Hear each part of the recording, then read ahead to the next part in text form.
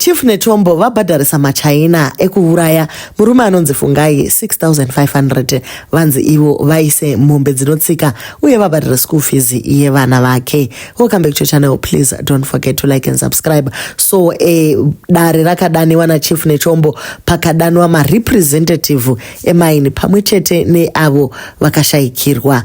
They agreed that the mine is to compensate 15 mombe dzinotsika kana iri mari vachabhadhara $300 per mombe imwechete. Also, they are supposed to pay $200 for school fees for the 3 kids dzemurume wekushaika uyu. A total amount $6,500 and maChina hana kumbo tendera apo nepapo vakabva vangobhadhara mari iyi. Manetizens hana kufara nazvo ari kuti rufu rwemunhu rungabva rwaitawo worth here 6,500 chero kukanzi kune mombe dzinotsika. Aiwa, handiyo nzira yatinosouva nayo nyaya. Traditional chiefs do not have the authority to pass judgment panyaya dzineine kuurawa kwavanhu. Vamwe vari kuti this agreement doesn't in any way affect the proceedings in the criminal justice system.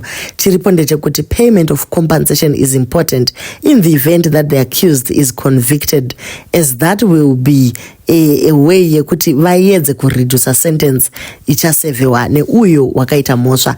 Justice is not only served through formal civil and criminal justice system, inogona kuuyawo through traditional justice, especially panyaya dzecompensation, kuripa ngozi. Sabhuku namachifu havafaniri kuswedera panyaya dzakadai.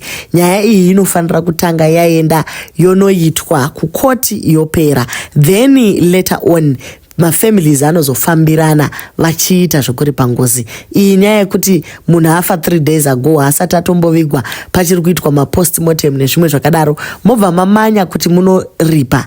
Aiwa, handizvo. Vanoziva zvetsika namagariro vari kuti yekukoti tiri kuiwa, asi chifu vanofanira kuita cleanse his enera kuchenura musha. After restitution, the chief, being the custodian of our culture, will then inform the real owners of the land. Please note, chief is the custodian of our culture. Handitika. So ivo ndivo vanogona kutaura nemhondoro dzemudunhu mavo. Saka mari iyi nemombe dziri kubviswa idzi ndedze kungochenura. Hazvinei nekuti varume ava vari kuzopinda mujere here kana kuti vari kuzoitwa sei. Daddy Hope vari kutsimbirira vachiti ivo, this exposes rotted the heart of Zimbabwe's governance, which is a state that allows maChina kuteura ropa pasina consequences while silencing the victim's family through poverty and intimidation. This must end. But for it to come to an end, citizens anofanira kuti aiwa isusu taneta nazvo. So maChina ari kuita zvaada uye vanogona kutongobuda pasina zvavaitwa. Guys, ndo nyaya dziri kuitika mastreets idzi. Mhuri yapiwa 6,500 yekuti vamboripwa, nyaya dzichiri kuenderera mberi.